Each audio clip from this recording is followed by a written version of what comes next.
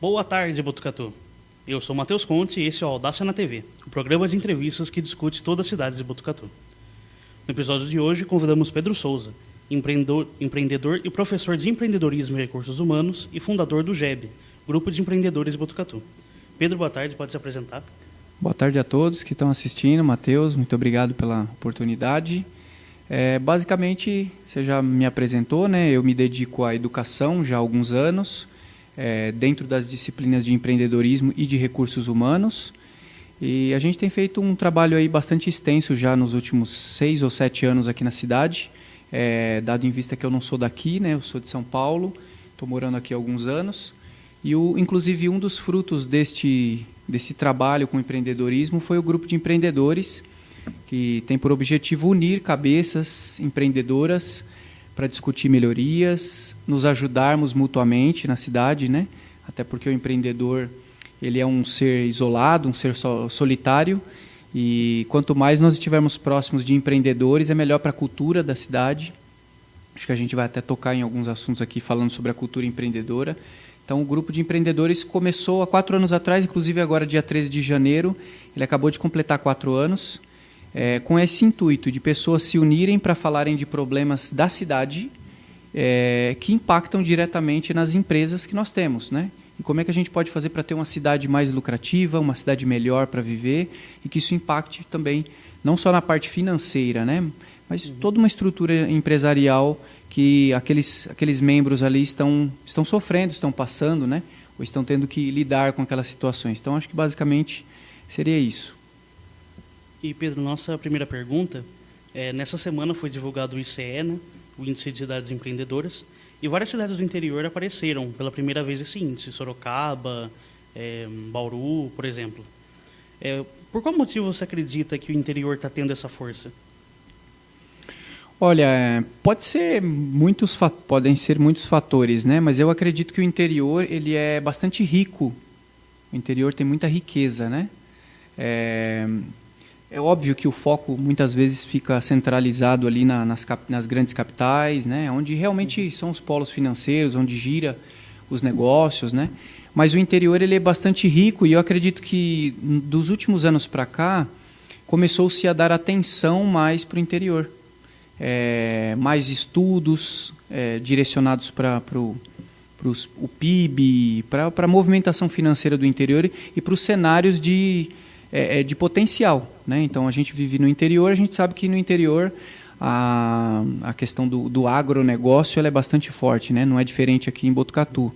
Então, eu acredito que agora o holofote virou-se para as cidades do interior, especialmente essas que são bem fortes, né? Como você mencionou, Sorocaba e várias outras que também apareceram, né? Então, eu acredito que mais por isso mesmo.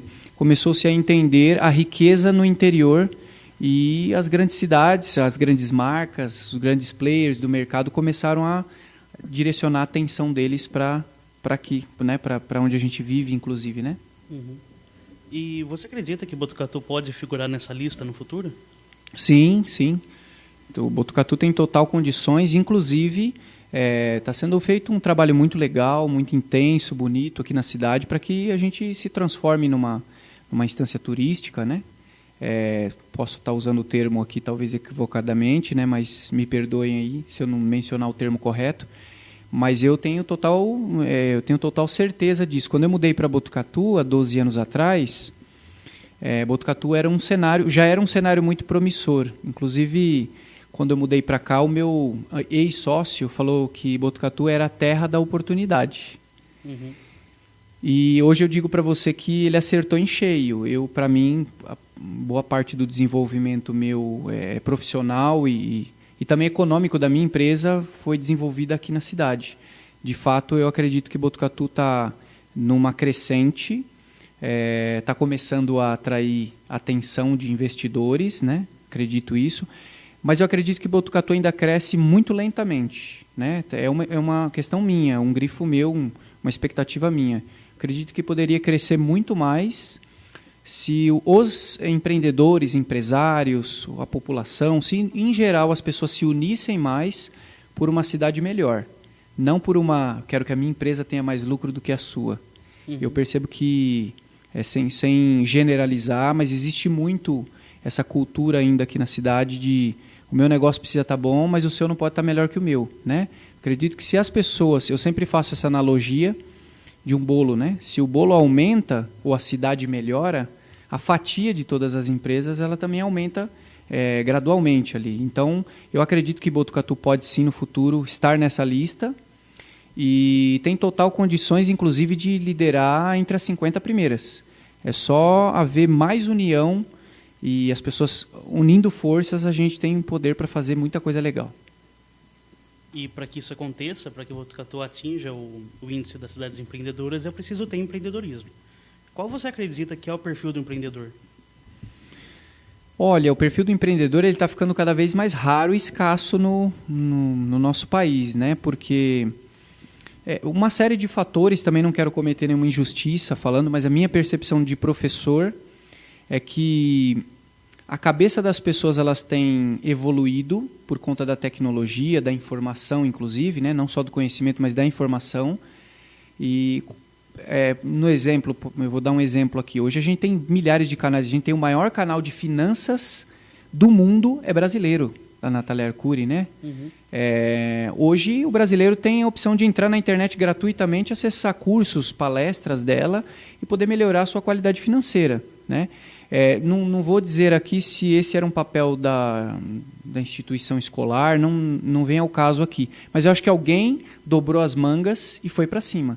Viu uma oportunidade e foi para cima. Eu acredito que o perfil do empreendedor é esse. Eu estou usando o exemplo da Natália Arcuri aqui, mas o perfil do empreendedor é aquele que ele não está focado em lucrar, ele não está focado em ganhar dinheiro, ele está focado em observar o mercado, entender e perceber as dores das pessoas e trazer soluções criativas para essas dores. Então esse é o perfil do empreendedor. Só que para isso, para que a pessoa seja um empreendedor de verdade, ela tem que estar disposta a uma série de coisas. Eu também gosto de usar uma frase que para mim faz muito sentido, né? Empreendedor termina com o termo dor. Né? Então, empreendedor é para sentir dor realmente, é saída de zona de conforto. Assim como muita coisa está se popularizando, muita gente está abrindo a mente, a gente tem aí pelo menos uns de 10 a 15 profissionais hoje no Brasil, respeitadíssimos, de grande nome, que está mobilizando a cabeça da galera mesmo para empreender. Só que essa galera agora, eles precisam ir para o front, né? E aonde eu acredito que o perfil do empreendedor impacte nas cidades, especialmente do interior. A gente ainda tem em muitas cidades do interior aquela cultura de tipo, vamos treinar pessoas para serem funcionários de empresa, né? E isso é uma coisa que fatalmente nos próximos anos vai começar a diminuir. As empresas já estão perdendo mão de obra, não tem mão de obra de retorno. É por isso que você escuta todas as pessoas dizendo que não tem mão de obra qualificada. Não é só aqui, em vários lugares. Uhum. As qualificadas, elas não querem mais trabalhar num regime de empresa convencional. Elas querem ter o próprio negócio delas. Então, elas estão indo para o mercado para se capacitar. Várias qualificadas também estão dentro de um outro cenário. Elas estão dentro de algumas empresas, elas aprendem como funciona o mercado, vão lá e abrem a delas. E a gente tem que se habituar com isso. Não achar que a pessoa está tirando feijão da mesa de alguém. A vida é assim. E o empreendedor, acho que a gente vai falar um pouco mais também sobre característica, mas o perfil do empreendedor é essa pessoa audaciosa, fazendo até um trocadilho com o nome aqui, né? Sim. Essa pessoa audaciosa que observa a dor, observa as habilidades que tem e não mede esforços para resolver aquela questão. Às vezes é uma questão social, às vezes é uma questão cultural, às vezes é uma questão financeira, às vezes é uma questão de mobilidade, por exemplo. Foi assim que nasceram grandes ideias, como da Uber, né? A Easy Taxi, nasceram de uma observação onde a própria pessoa não conseguia pegar um táxi. O que está acontecendo? Por quê? Será que se eu estou passando por essa dor, muita gente também deve estar, né? E é daí que surgiram ideias como Uber, Easy Taxi e muitas outras aí, 99, né? Então, o empreendedor é esse cara que tem um olhar, o olhar focado em oportunidades. E aí, daí então, vai vir várias questões que é ele ter brilho no olho, ele amar o que ele faz, ele ser perseverante. A gente hoje nem usa mais quase o termo a pessoa ser hoje se usa o termo antifrágil, né? Antigamente falava resiliente. Ainda usa-se hoje, mas muito pouco. Porque a ideia da resiliência é que por mais que a situação seja difícil, você volte para o seu estado natural. E a ideia da antifragilidade é diferente disso. Cada situação, por exemplo, como a pandemia, que esticou ao máximo o empresário, esticou ao máximo a população, ela não volte para o tamanho que ela estava antes, ela fique melhor, fique maior, né?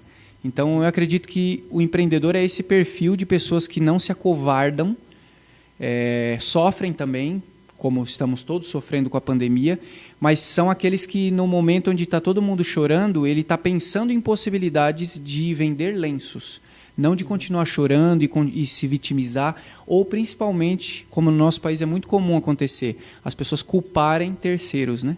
Então, vez por outra é culpa do presidente, vez por outra é culpa do prefeito, vez por outra não é culpa de ninguém.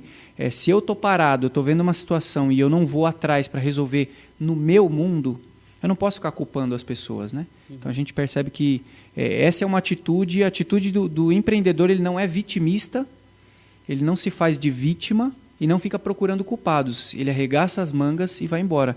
Se vocês quiserem observar aí na internet, percebam aí os grandes empreendedores.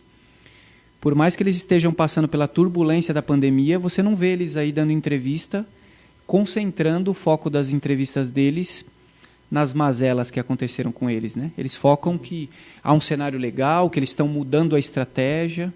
Então, eu acho que esses são algumas pequenas características de quem quer ser empreendedor ou quem é empreendedor, né? E com essa reflexão, uma verdadeira reflexão sobre o perfil do empreendedor, a gente vai para um breve intervalo. Continue ligado aqui na RCB Live TV, que temos muito mais assunto para conversar.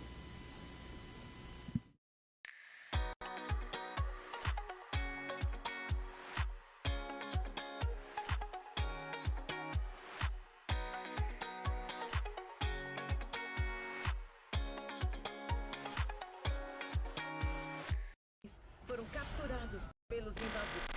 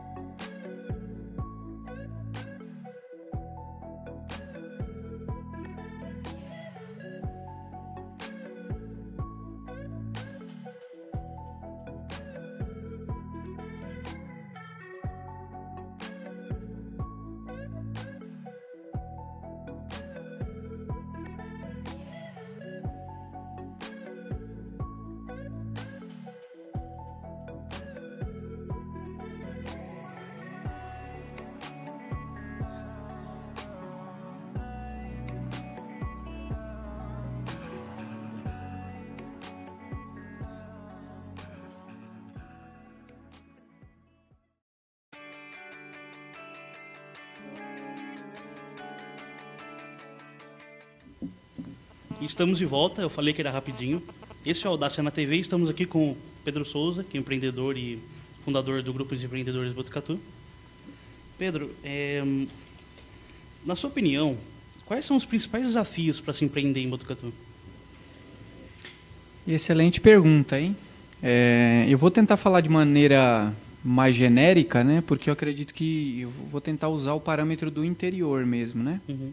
Acho que no interior as pessoas têm um pouco... Acho que a principal dificuldade seria a cultura mesmo, né? Não vou falar que é só de Botucatu, mas acho que no interior geral, porque eu também faço um trabalho, eu tenho uma empresa de treinamentos corporativos, eu visito várias cidades do interior paulista, capacitando pessoas, profissionais, realizando eventos, né? E eu percebo que é meio generalista, né? Essa visão, assim. Várias cidades do interior têm um problema muito parecido. A cultura empreendedora, as pessoas não estimulam a cultura, porque é uma coisa meio enraizada familiar, né? Então, a grande parte das famílias vem daquela estrutura um pouco mais antiga de trabalho, né? De revolução industrial, de trabalhar em fábricas, não que exista algum problema com relação a isso, né? Mas, e aí o que acontece? Cada dia que passa está minguando os trabalhos nesses setores. E aí como é que a gente pode continuar estimulando as pessoas a trabalhar em setores que estão sendo substituídos gradativamente por máquinas, inteligências, né? Então tem novas frentes de negócios e trabalhos surgindo. Então a gente precisa ter esses estímulos para as pessoas. E eu vou ser bem franco, em cidade do interior, por exemplo, nós vivemos aqui numa cidade onde... qual foi o último evento de grande impacto empreendedor que você viu na região? É bem difícil.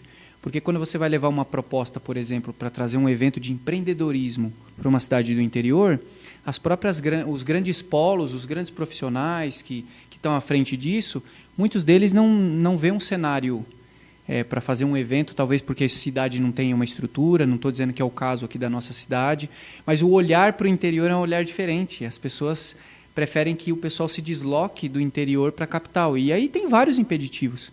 Então, eu acredito que o maior desafio daqui do interior é as pessoas terem esse interesse de mudar a cultura, de ser mais ferida pela cultura empreendedora, de participar mais de eventos, né? A gente percebe que as pessoas gostam bastante quando tem evento cultural aqui, né? Uhum. Shows, coisas, propostas que vêm aqui para a cidade. Mas quando você fala, por exemplo, de eventos de empreendedorismo, aqui a gente tem muito poucos, né? Eu tenho um evento anual que eu realizo aqui, infelizmente em 2020 não pôde ser realizado, o Make People, né? Um evento que trabalha motivação, inspiração e conexão com o empreendedorismo, né? Então é um mnemônico aí de palavras, Make. Esse evento tem por objetivo inspirar pessoas a empreenderem. Então eles vão ouvir cases de pessoas que são empreendedores que nasceram aqui em Botucatu e empreendem pelo mundo. Então, no último evento, por exemplo, nós entrevistamos várias personalidades aqui de Botucatu que não são nem mencionadas aqui, vez por outras, né? Não são mencionadas. Então, eu acredito que esse fomento, não que a cidade não faça, a cidade tem várias frentes de fomento, de empreendedorismo, mas eu acredito que assim, a gente não pode ficar contando com um negócio que vai se mobilizar sozinho. A gente precisa atacar com unhas e dentes. Não estou dizendo que o empreendedorismo é a tábua de salvação, mas a gente precisa de uma sociedade com mentalidade e comportamento empreendedor. Porque o empreendedor ele também pode trabalhar dentro de uma empresa. E quando você tem um empreendedor colaborador de uma empresa, provavelmente é esse que vai fazer carreira dentro de uma empresa. Que vai ficar vários anos, que vai passar de funcionário para gerente, para gestor, quiçá CEO de uma empresa, né? Quando a gente não tem a cultura empreendedora, não é que a gente não tem profissionais abrindo empresas, porque empreender não é abrir CNPJ. Ter um CNPJ é um dos processos de ser um empreendedor. Vai ter um momento que você vai precisar modelar seu negócio, vai precisar efetivar ele, vai precisar formalizar. O termo correto é formalizar. E aí, nesse momento, você tem um CNPJ. Mas o empreendedor vai muito além de você ter um CNPJ. Então, se a gente não estimula isso de maneira, inclusive, agressiva mesmo, não é impondo nada para as pessoas, mas é expondo elas a situações, pessoas, comportamentos empreendedores necessários, a gente consegue acelerar esse processo de fazer com que a cidade tenha uma absorção, uma cultura maior empreendedora. Porque todo mundo ganha quando está cercado por mentes empreendedoras. Todo mundo ganha. Ganha em criatividade, ganha em velocidade, ganha em execução, ganha em inovação, ganha em ser mais arrojado, arriscar mais, né? O empreendedor tem muito isso na veia dele, né? Então, eu acho que o maior desafio é realmente a cultura, é trabalhar com bastante energia a cultura empreendedora, quer seja em escolas públicas, particulares. Isso já é feito de uma certa maneira aqui na cidade, a gente precisa reconhecer. Há anos atrás não se falava nem empreendedorismo aqui, né? Quando alguém citava esse termo, era um termo muito associado ao Sebrae, né? Mas hoje já se fala, já tem uma disciplina em grades curriculares mesmo, né? De empreendedorismo. Mas veja só, não são todos os cursos que têm a disciplina de empreendedorismo. Então vamos imaginar aqui um curso de psicologia. Querendo ou não, é um profissional que vai precisar ser um empreendedor na área da psicologia. Num dado momento, ele vai precisar se vender o passe dele, vender a hora dele, vender o benefício daquele produto, daquele serviço que ele vai prestar. E o empreendedor geralmente está ligado a pessoas que amam, que gostam de vender, que estão dentro desse circuito de vendas. Então, se a gente não tem esse fomento, muitas vezes a gente pode ter numa cidade um monte de pessoas formadas em vários cenários que não sabem para onde caminhar. Então, é por isso que uma das grandes graduações que nós temos no nosso país é a administração, mas não são todos os administradores que são mentores, que são consultores de empresa, talvez porque não tem a veia empreendedora, e talvez eles pudesse ter sido trabalhado isso de maneira mais assertiva neles, né? Não é uma crítica social isso aqui, é um olhar de reflexão. Se nós trabalharmos qualquer que seja o cenário, a veia empreendedora, em um dado momento, aquela profissão, aquele profissional vai ter muito mais condições de atuar no mercado com excelência, porque ele vai ter habilidade empreendedora. Então, qualquer que seja o cenário que pingue na frente dele, ele tem a visão empreendedora. Então, eu acho que esse é o maior desafio, é trabalharmos de maneira fortemente a cultura e, principalmente, uma coisa que é uma dor que eu sinto, é que as frentes educacionais se unam, não se separem, se discriminem, não se segreguem, né? Porque a gente percebe também, não estou falando agora de Botucatu, estou falando no âmbito geral, que as marcas, elas concorrem entre elas. Mas o que a gente não para pensar é que você está concorrendo com alunos de outros lugares, tudo, vocês são inimigos, as instituições de ensino e muitas outras. Elas se tratam como inimigas e, na verdade, quanto maior o fomento na cidade, melhor para a cidade. Se o bolo crescer, a fatia de todo mundo cresce. Então tem muito essa briga ainda por ego, por marca, por dinheiro. E eu acho que tem uma coisa muito mais profunda por trás disso, que é a cultura. Se tem cultura na cidade, tudo vai para frente. Então, é minha opinião, minha modesta opinião. Até por estar no cenário da educação, né? Sim. No próprio curso de jornalismo que eu faço lá na Unesp de Bauru, só depois de 35 anos de curso que foi ter uma disciplina de empreendedorismo, para que os alunos possam criar suas próprias iniciativas de jornalismo e tal. Aí você mesmo percebeu que é uma deficiência do nosso país, né? E a gente não gosta, eu não gosto de fazer comparativo, por exemplo, em sala de aula do nosso país com outro país, porque parece que a gente está toda hora dizendo que o Brasil não é bom nisso. O Brasil é muito bom em muita coisa. O povo brasileiro é o povo mais criativo que tem no mundo, né? Inclusive para meme. Sim. Né? A gente é o povo mais criativo que tem no mundo. Aí, você imagina se esse povo criativo ele tem como matéria de base na escola o empreendedorismo. Você está unindo polos neurais ali de uma pessoa, a criatividade com essa pegada, essa veia empreendedora que tem muito a ver também com valores, crenças, né? Então, se a gente está numa cidade onde a crença é a metalúrgica, e não tem nenhum problema com metalúrgica, mas se a crença é metalúrgica, a minha pergunta é, quais são as metalúrgicas que vão empregar 140 mil habitantes?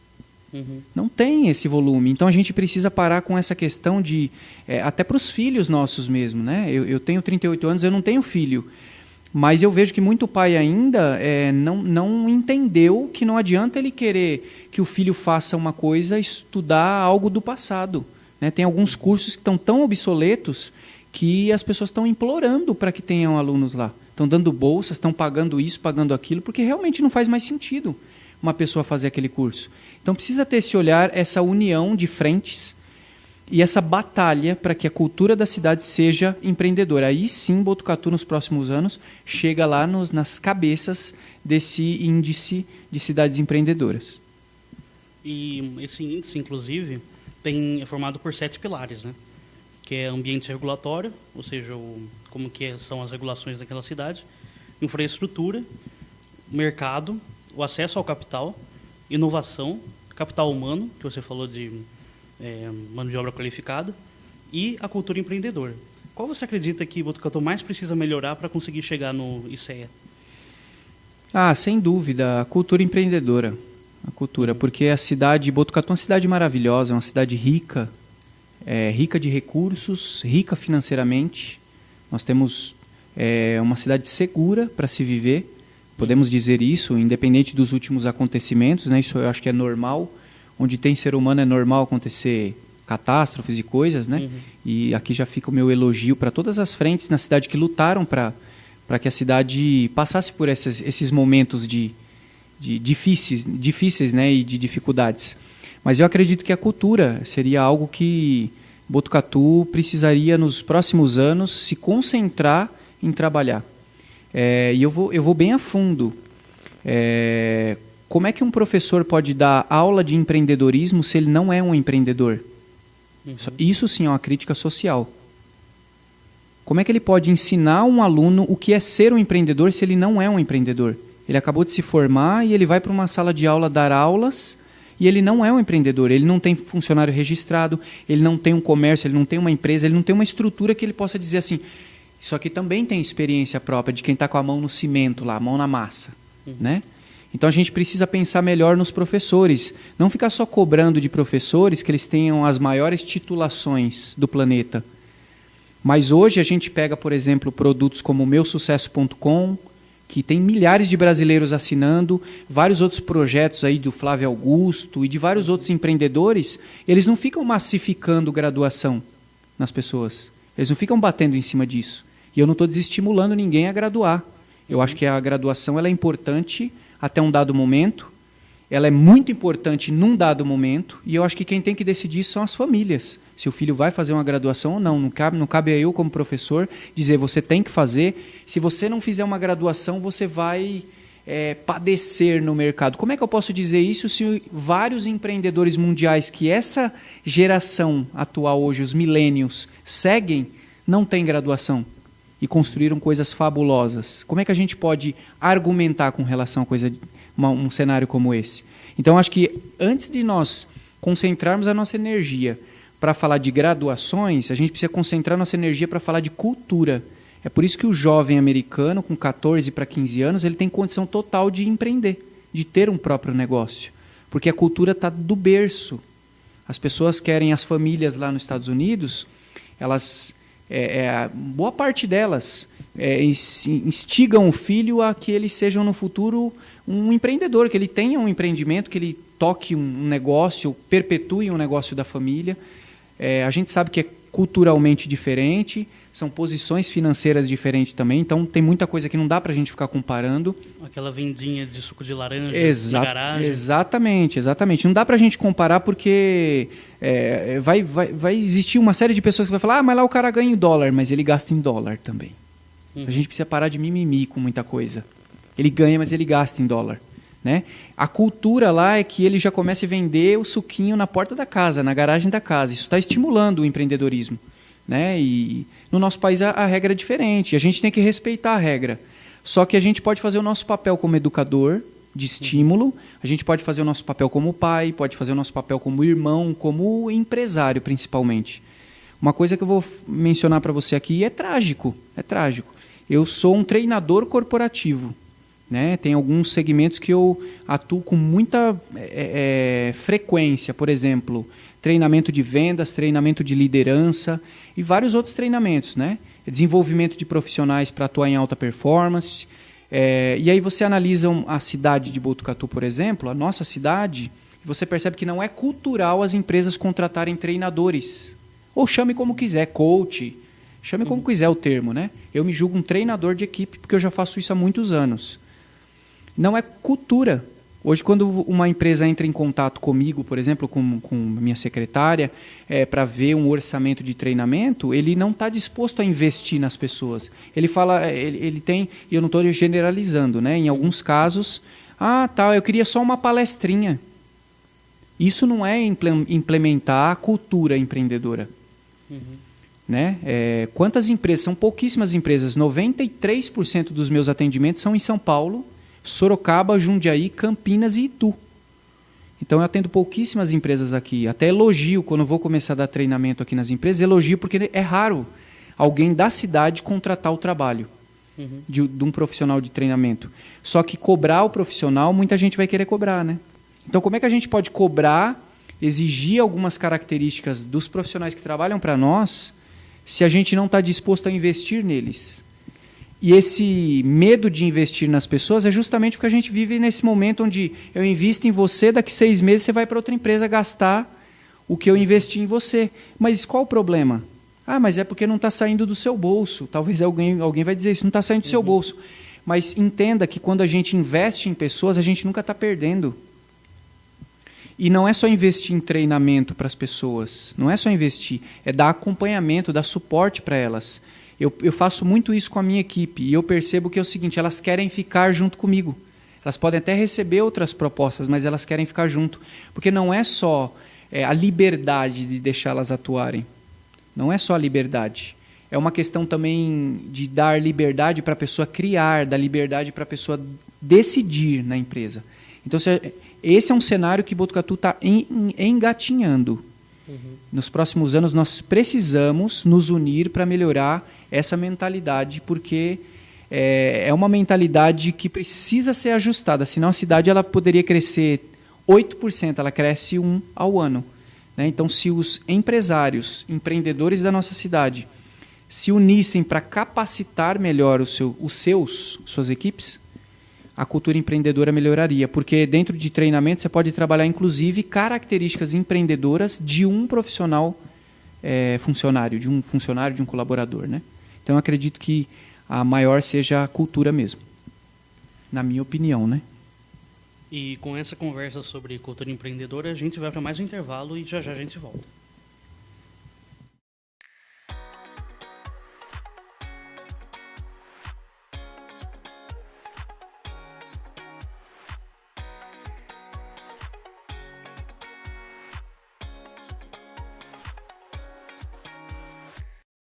Foram capturados pelos invasores.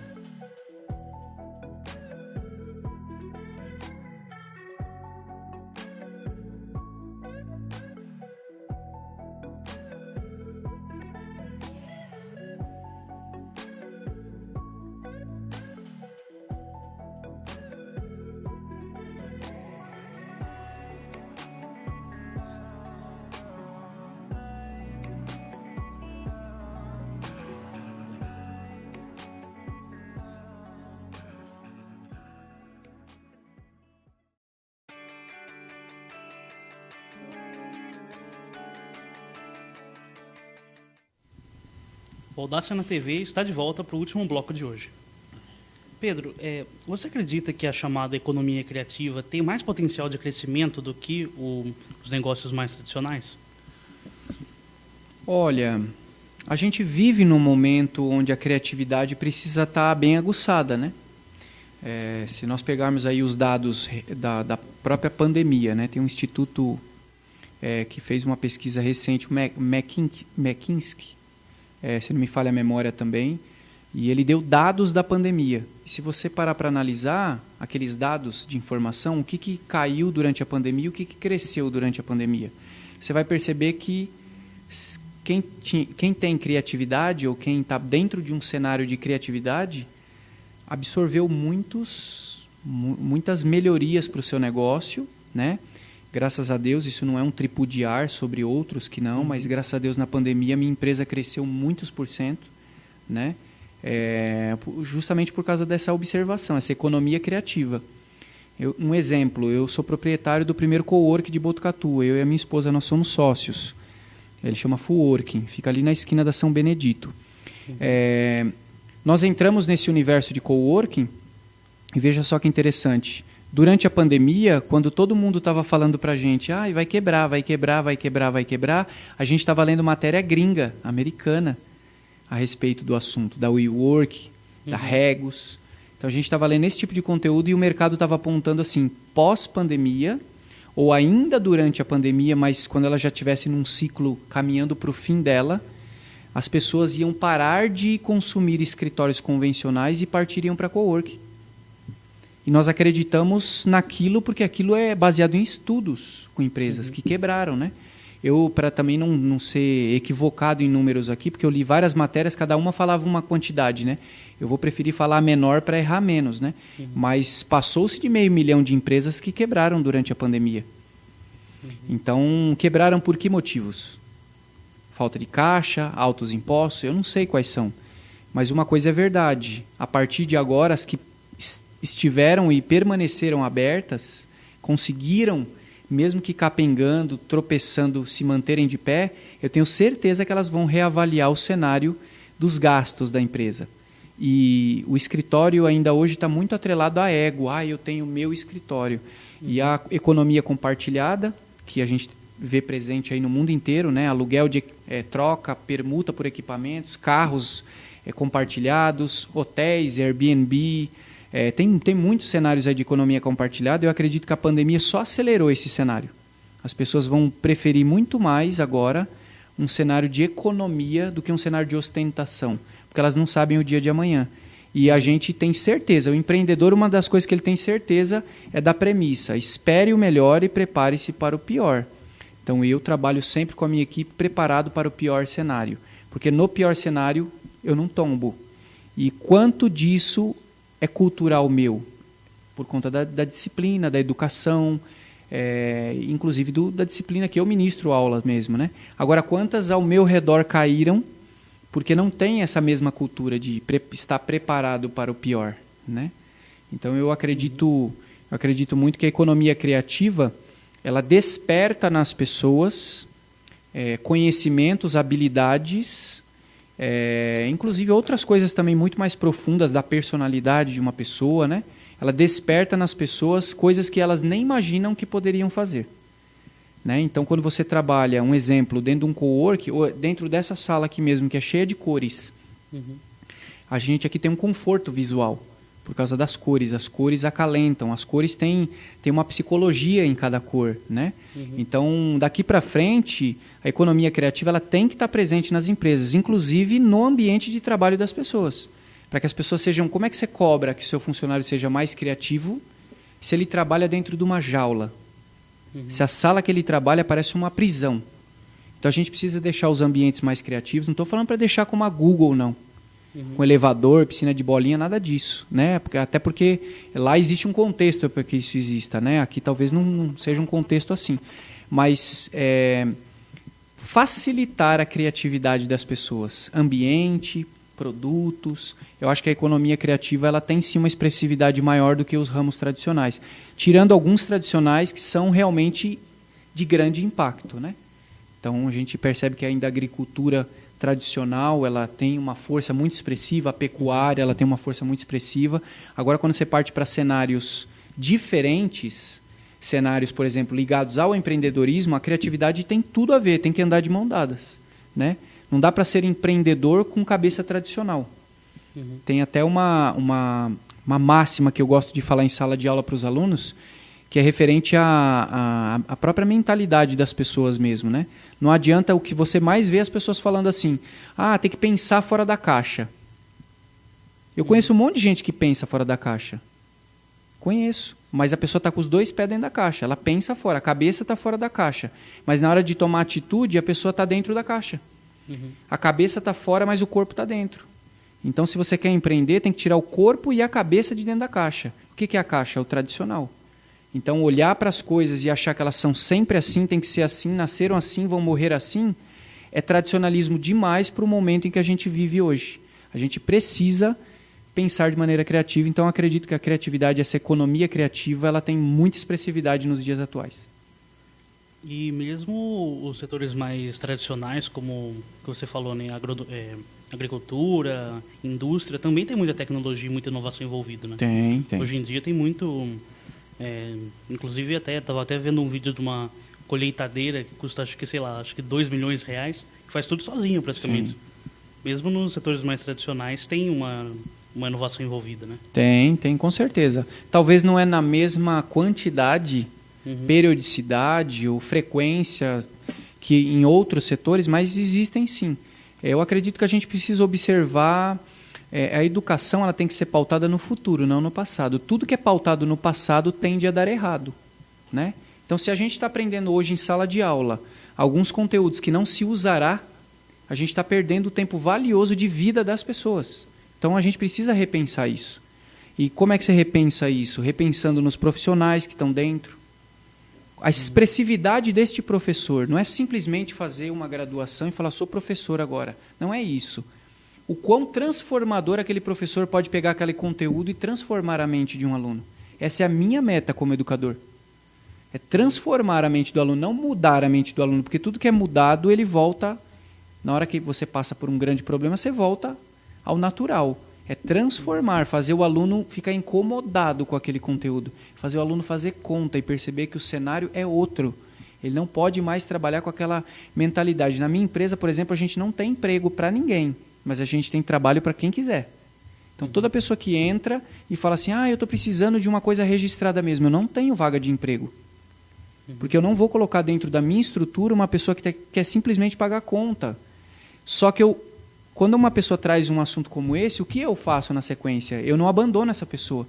Eu presto de alguma maneira alguma ajuda para ela para mudar, transformar a mente dela para que ela pare de pensar daquele jeito. Porque vai chegar um dado momento que as pessoas vão ter muito trabalho, mas emprego elas não vão ter. Então, se eu fico pautando a minha vida e a vida dos profissionais da minha cidade está pautada em carteira registrada em emprego, e eu não tenho nada contra, mas eu acho que hoje já isso está ficando em desuso, né? O Geraldo Rufino, recentemente, assistindo uma live dele, né?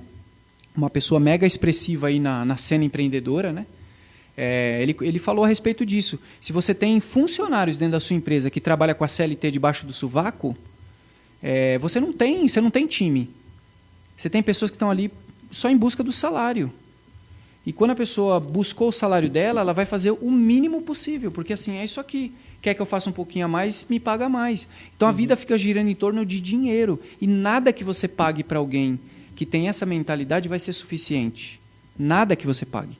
Então quando você instiga a pessoa a ser empreendedora, você tira o foco dela do dinheiro, você coloca o foco dela em ser merecedor e fazer muito para que você tenha. O dinheiro ele é consequência de uma boa atuação, de um bom trabalho, né? Então, essa cultura a gente precisa melhorar muito, não só aqui em Botucatu, mas especialmente nas cidades do interior.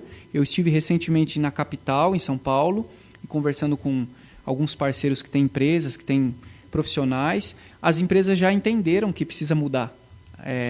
Alguns já estão até fazendo mudanças abruptas dentro de empresas, outras não, outras estão fazendo a passinhos, mas o que a gente não pode é estar parado, a gente não pode ficar observando o mercado, resmungando, né? Tem uma iniciativa que nós temos, que é Grupo de Empreendedores Trainee.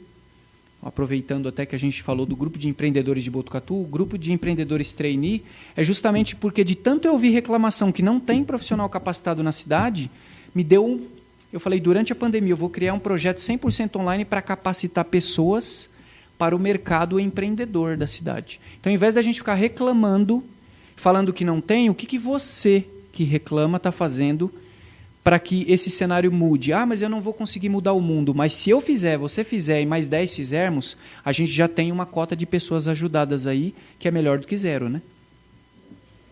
E ainda sobre essa mobilização, né, que você falou, qual o principal conselho que você dá para quem quer empreender aqui em Botucatu? Principal conselho, é duro filtrar num conselho único, né? Mas eu acredito que olhe para o futuro. Olhe para o futuro. Como é que você pode olhar para o futuro? Leia. Não seja ignorante. Não deixe que as pessoas digam para você que é essa a verdade e que você tem que acatar essa verdade para o resto da vida. Porque foi assim comigo. Eu vivi parte da minha vida, eu me tornei um empreendedor dos meus negócios, já está quase há 10 anos, chegando aos 10 anos, e eu tenho 38 anos de idade, praticamente até os 28, 29 anos de idade, eu acreditava no que tinham contado para mim, na história que tinham contado para mim. E eu tinha um baita potencial, hoje eu tenho vários negócios, participo de várias iniciativas, e aí, às vezes eu paro, assim, quando eu estou tomando um banho, quando eu estou em casa, no momento relax, eu penso assim, quantos anos da minha vida eu desperdicei porque disseram para mim que eu tinha que ficar dentro de uma gaiola? Então, o maior conselho que eu dou para as pessoas é leia, não seja ignorante nos assuntos. Não estou falando para você ler sobre política. Eu estou falando para você ler sobre... tem vários livros que você pode ler. Um que eu recomendo, que eu li tem uns 6 meses atrás. Já era um livro que eu tinha ganho de um amigo e estava na sequência de livros que eu leio. Eu sempre leio, ao longo de um ano, 4, 5 livros, né? E aí eu faço resenha deles e transformo aquele conteúdo na prática, que eu acho que esse é o objetivo da gente ler, né?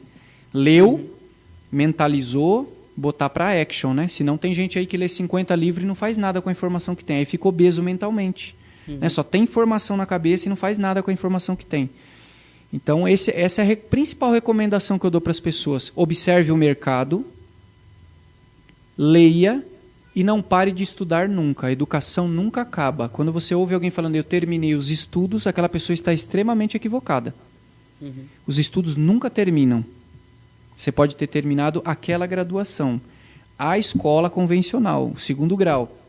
Mas você vai ter que dar o próximo passo. É uma decisão pessoal, a continuidade dos estudos, mas eu acho que hoje, quando a gente fica 1, 2 anos, para mim é surreal ficar 2 anos sem se atualizar.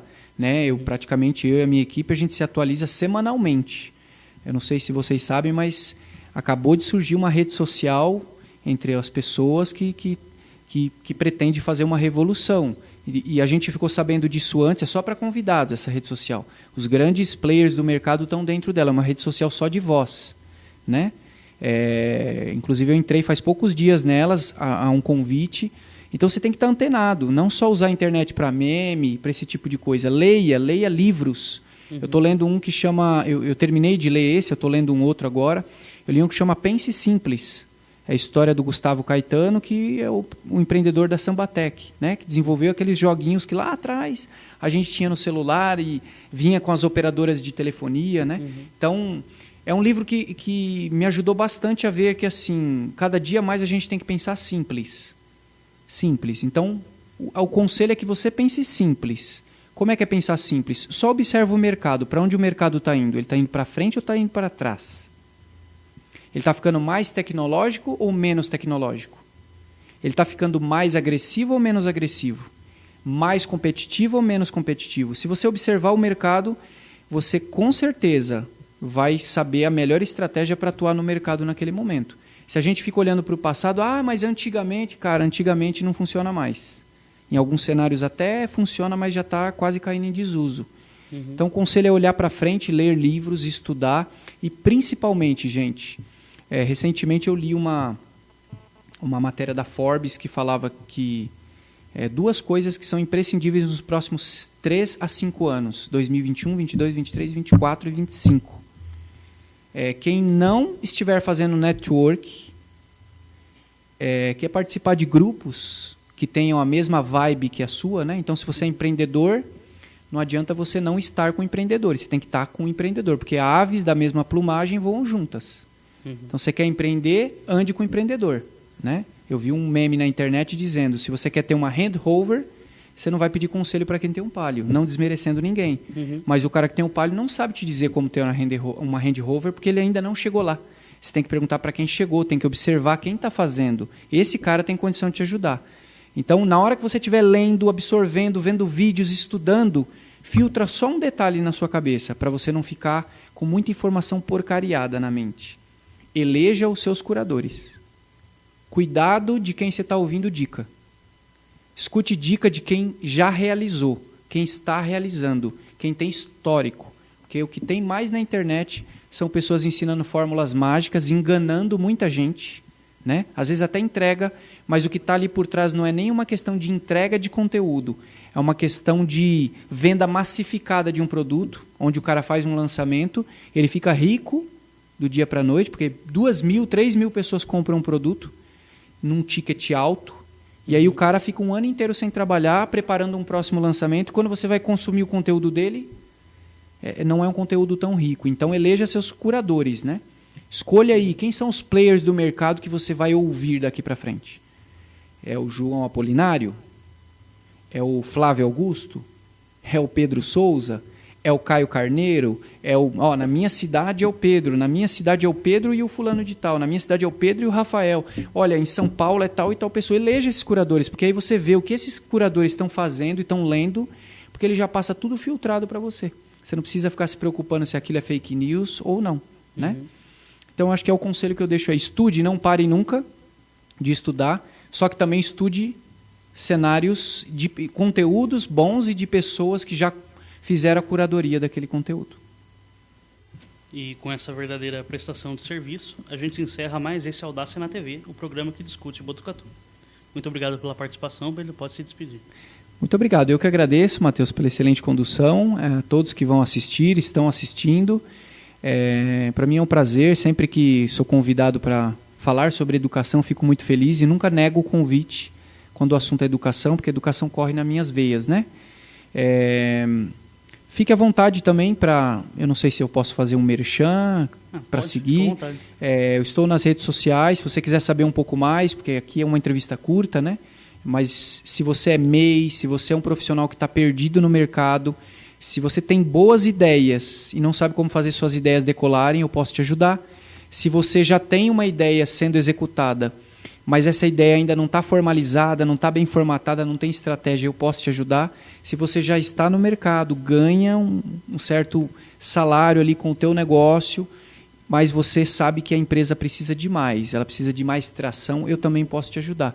E independente se você já é um empreendedor ou não, eu posso ajudar você a se tornar um empreendedor, tá certo? Eu não vou usar o jargão de empreendedor de sucesso, porque para mim sucesso é muito relativo, né? Eu costumo sempre dizer para as pessoas que sucesso para mim é quando eu tenho tempo para curtir com a minha família e para servir meu Deus. Então, quando eu não tenho tempo para isso, eu não estou tendo sucesso no meu trabalho. Então, como sucesso é muito relativo para cada um, para um é dinheiro, para outra coisa, para você ser um empreendedor mais assertivo, com uma performance mais alinhada com a necessidade do mercado, eu posso te ajudar. Eu estou na rede social como @focobusiness, tá? Foco Business. Aí depois, se vocês precisarem de algum comentário, lá eu tenho uma websérie na minha rede social, com 32 vídeos explicando para você, passo a passo, como é que você faz para não deixar seu negócio morrer durante a pandemia, para estruturar melhor o seu negócio e dicas para você ser um empreendedor top no mercado. Obrigado. Que isso aí. É isso aí, então. Muito obrigado a todos vocês, ouvintes. Até mais, Botucatu. Obrigado.